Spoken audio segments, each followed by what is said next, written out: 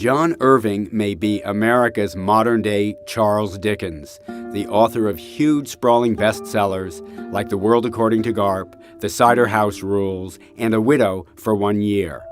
He came into the building recently to talk about his new novel and his unusual and old-fashioned approach to writing fiction.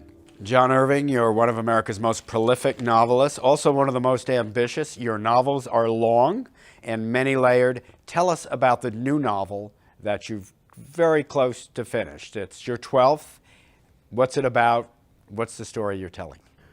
It started for me in January 2005. I was in Vermont on my way north to Rutland to see my hand doctor, a hand surgeon.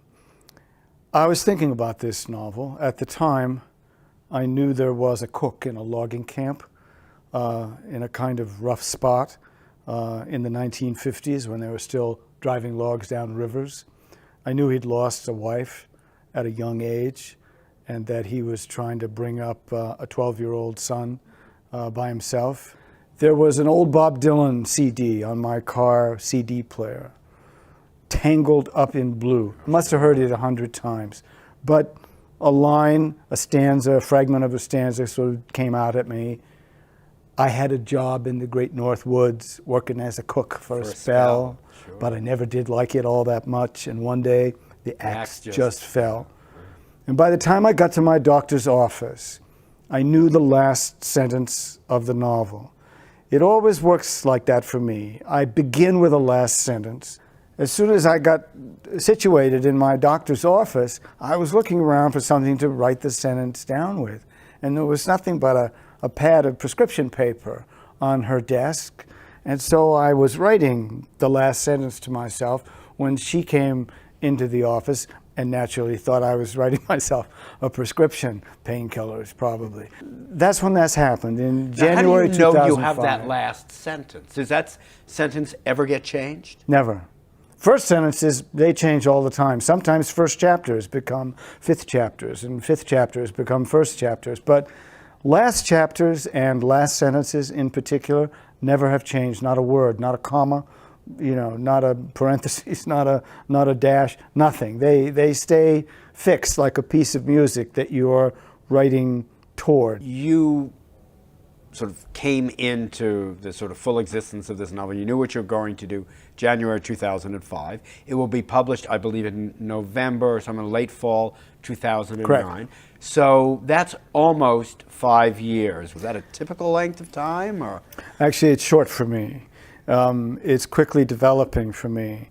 I wrote the first sentence of this novel 7 months after I heard that last sentence. That's fast for me. I usually don't get to the first sentence in less than a year, often more.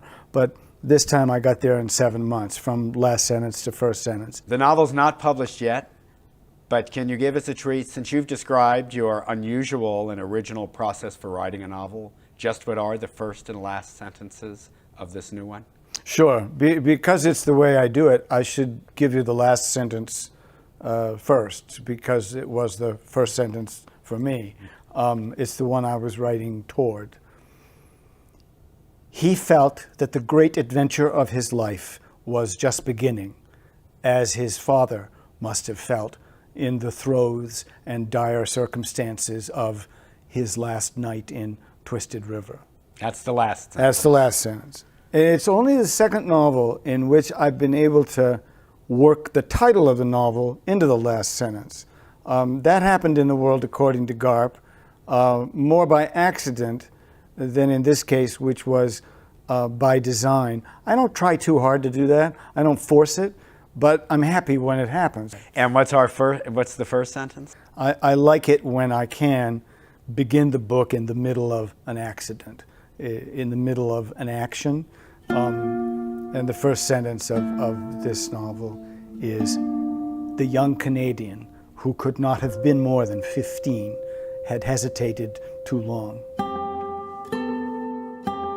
Thank you, John Irving. Welcome.